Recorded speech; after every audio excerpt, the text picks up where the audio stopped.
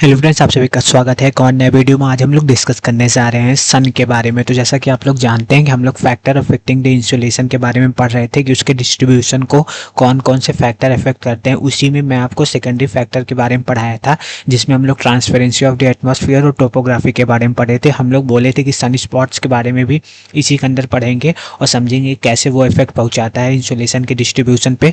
तो इसी के लिए हम लोग पहले सन के बारे में जानेंगे, फिर सन स्पॉट्स के बारे में जानेंगे। आज सन के बारे में कुछ बेसिक बातें हैं जो हमें याद करनी है, वो हम लोग जान लेंगे। फिर उसके बाद सन स्पॉट के कॉन्सेप्ट को अगले वीडियो में, जो आगे आने वाले वीडियोज हैं, उसमें हम लोग डिस्कस करेंगे। ठीक है, तो आज कुछ बेसिक कॉन्सेप्ट सन के बारे में हम लोग जानने वाले हैं। ठीक है, तो चलिए शुरुआत करते हैं।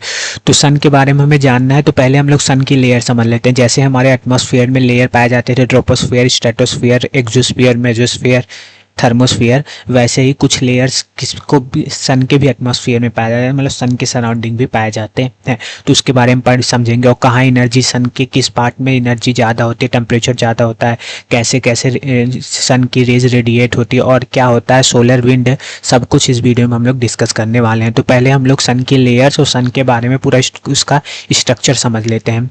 उसके बाद हम लोग आगे आने वाली वीडियोज़ में सन स्पॉट के बारे में, सन स्पॉट्स के बारे में समझेंगे। ठीक है, तो पहले आज हम लोग स्ट्रक्चर समझते हैं। तो सन का भी कोर होता है, जैसे अर्थ का कोर होता है, वही न्यूक्लियर फ्यूजन होता है जिससे हाइड्रोजन से हमारा हीलियम बनता है और काफ़ी भारी मात्रा में एनर्जी रिलीज होती है। यानी कि इसी पार्ट ऑफ द अर्थ सन में, इसी पार्ट ऑफ द सन में, जिसको हम लोग कोर बोलते हैं, टेम्परेचर बहुत ज़्यादा होता है। टेम्परेचर क्या होता है?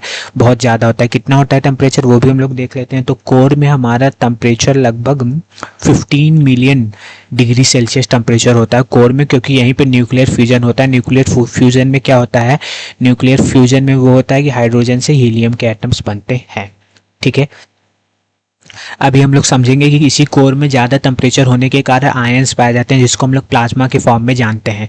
ठीक है, तो कोर के बाद हमारा कौन सा जोन आता है? कोर के बाद वाला जो लेयर होता है वो हमारा रेडिएटेड जोन के अंदर आता है। इससे जो टेम्परेचर होता है वो ट्रांसफॉर्म या रेडिएट होती है, इस लेयर में रेडिएट होके जाती है। तो ये भी लेयर थोड़ा सा गर्म होता है, ये भी लेयर गर्म हो जाता है। उसके बाद यहाँ से रेडिएट हुई एनर्जी, जो टेम्परेचर है, वो यहाँ कन्वेक्शन साइकिल के थ्रू इस जोन को भी गर्म कर देती है, जिसको हम लोग कन्वेक्टिव जोन कहते हैं। ठीक इसी तरह फिर हमारा हीट धीरे धीरे बाहर की तरफ ट्रांसफर होने लगता है। जैसे कि आप लोग जानते हैं कोर हमारा टेम्परेचर का मेन सोर्स है, इसीलिए radiated zone, convective zone, photosphere, chromosphere, corona. तो आप लोग को ऐसा लगता होगा कि कोरोना की जो एनर्जी होगी, टेम्परेचर होगा, समझ सकते हैं टेम्परेचर वो कम होगा किसके कंपैरिजन में? फोटोस्फीयर के कंपैरिजन में, कन्वेक्टिव जोन के कंपैरिजन में। तो लेकिन ऐसा नहीं है, कोरोना पे जो टेम्परेचर है, कोरोना का जो टेम्परेचर है वो ज़्यादा है फोटोस्फीयर से। सब कुछ हम लोग आगे आने वाले वीडियोज़ में समझेंगे क्यों ऐसा है, अभी आप लोग बस ये जान लीजिए। तो कौन कौन से सन के एटमॉस्फेयर में लेयर पाए जाते हैं? एक हमारा फोटोस्फीयर पाया जाता है, एक हमारा क्रोमोस्फीयर पाया जाता है, एक हमारा कोरोना पाया जाता है।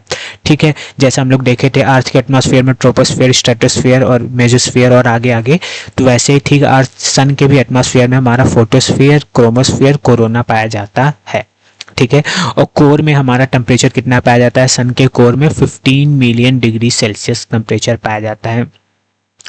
अब हम लोग समझते हैं कि जैसे अर्थ की मैग्नेटिक फील्ड हम लोग समझे थे, वैसे ही सन की भी मैग्नेटिक फील्ड होती है। तो जैसा कि आप लोग जानते हैं कि कोर में हम अभी मैं बताया आपको कि हॉट सूप आयंस, यानी कि ज़्यादा टेम्परेचर होने के कारण आयंस पाए जाते हैं। जो हॉट सूप है, बहुत गर्म टेम्परेचर होने के कारण काफ़ी आयंस पाए जाते हैं। थोड़े से आयंस नहीं, बहुत ढेर सारी मात्रा में आयंस पाए जाने के कारण उसको हम लोग प्लाज्मा बोलते हैं। तो कोर, सन का कोर क्या होता है? प्लाज्मा से बना होता है, कह सकते हैं। प्लाज्मा क्या है? बहुत ढेर सारे आयंस का सूप है, मतलब आयंस ही है, प्लाज्मा शेप में है। समझ रहे हैं कि नहीं? काफ़ी आयंस है उसमें, और उसी आयंस के कारण आयंस का रेगुलर मूवमेंट हो रहा है, क्योंकि टेम्परेचर बहुत ज़्यादा है। तो आयंस का मूवमेंट के कारण, जैसा कि आप लोग जानते हैं, करंट डेवलपमेंट होता है, करेंट्स का डेवलप होता है, और उसी करंट के डेवलपमेंट के कारण मैग्नेटिज्म का जनरेट होता है सन के अराउंड। तो सन का भी मैग्नेटिक फील्ड ऐसे ही जनरेट होता है, क्योंकि कोर जो है वो प्लाज्मा से बना हुआ है। प्लाज्मा क्या है? बहुत हॉट सूप ऑफ आयंस है, यानी कि काफ़ी आयंस का ग्रुप है, जिसके कारण वो आयंस का मूवमेंट होता है, जिसके कारण करंट जनरेट होता है, और करंट जनरेट होने के कारण हमारा मैग्नेटिज्म जनरेट होता है, जिससे हमारी सन के भी मैग्नेटिक फील्ड होते हैं, यानी कि सन की भी मैग्नेटिक फील्ड पाई जाती है। ठीक है, तो एक बार फिर हम लोग रिवाइज करते हैं कि जो सन का कोर है वहाँ सबसे ज़्यादा टेम्परेचर पाया जाता है, 15 मिलियन डिग्री सेल्सियस टेम्परेचर पाया जाता है, जो हॉट सूप ऑफ आयन है। और ये आयन जो सन की वो मैग्नेटिक फील्ड है उसकी तरफ अट्रैक्ट होती है, उसकी तरफ क्या होती है, अट्रैक्ट होती है।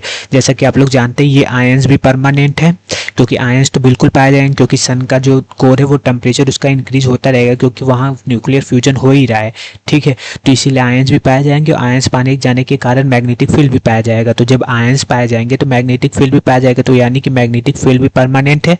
हमारा हॉट सूप आयन्स भी जो कोर में पाया जाता है वो भी परमानेंट है। तो ये आयन्स मैग्नेटिक फील्ड की तरफ क्या होते हैं, अट्रैक्ट होते हैं, जिसके कारण क्या होता है, will travel along the magnetic field line. जो सन के जो कोर में, हमारा सन के जो कोर में क्या पाया जाता है, प्लाज्मा पाया जाता है या आयंस पाया जाता है, ये सन की जो मैग्नेटिक फील्ड है उसके अलोंग मूव करता है। उसके अलोंग क्या है, उसके साथ साथ उसके अलोंग ही मूव करता है, जिसके कारण ये अर्थ की तरफ मूव करता है। सन की मैग्नेटिक फील्ड के अलोंग अर्थ की तरफ मूव करता है, लेकिन अर्थ की तरफ ये पहुंच नहीं पाता, ये रिफ्लेक्ट बैक हो जाता है, यानी कि इसके बगल से मूव कर जाता है, क्योंकि अर्थ की भी मैग्नेटिक फील्ड होती है उसके कारण ही। और कुछ मैग्नेटिक फील्ड लाइंस दोनों पोलों पे अट्रैक्ट होता है, जिसके कारण हमें डिफरेंट कलर्स पोल्स पे दिखते हैं, जो एक फिनोमेना होता है अरोरा। मैं आपको पहले के वीडियोस में बताया होगा कि अरोरा फिनोमेना भी इसी के कारण होता है। तो यहीं से एक टर्म जनरेट होता है सोलर विंड का। किसका टर्म जनरेट होता है, सोलर विंड का। तो सोलर विंड क्या होता है, यही प्लाज्मा से निकले हुए आयंस मैग्नेटिक फील्ड के अलोंग जब मूव करती हैं, सन के मैग्नेटिक फील्ड के अलोंग जब मूव करते हैं, उसी को हम लोग सोलर विंड कहते हैं। तो सोलर विंड क्या है, the solar wind is made of plasma से बना होता है, जो आयनाइज एटम्स होता है, यानी कि आयंस पाए जाते हैं उसी प्लाज्मा में, उसी से वो बना होता है। Stream of energized charged particles, primarily electrons and protons, flowing outwards from the sun at a speed of 900 kilometre पर सेकेंड। उसका टेम्परेचर 1 मिलियन डिग्री सेल्सियस होता है।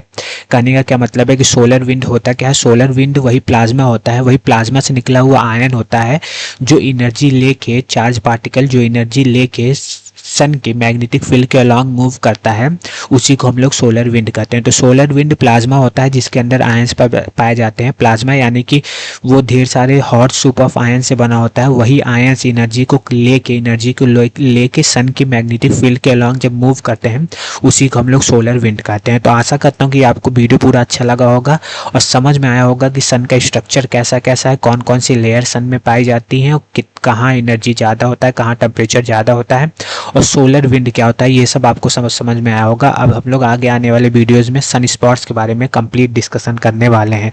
तो आशा करता हूँ कि वीडियो आपको अच्छा लगा होगा। तो वीडियो अच्छा लगा तो कमेंट करके जरूर बताएं, वीडियो को लाइक एंड चैनल को सब्सक्राइब जरूर करिए। धन्यवाद।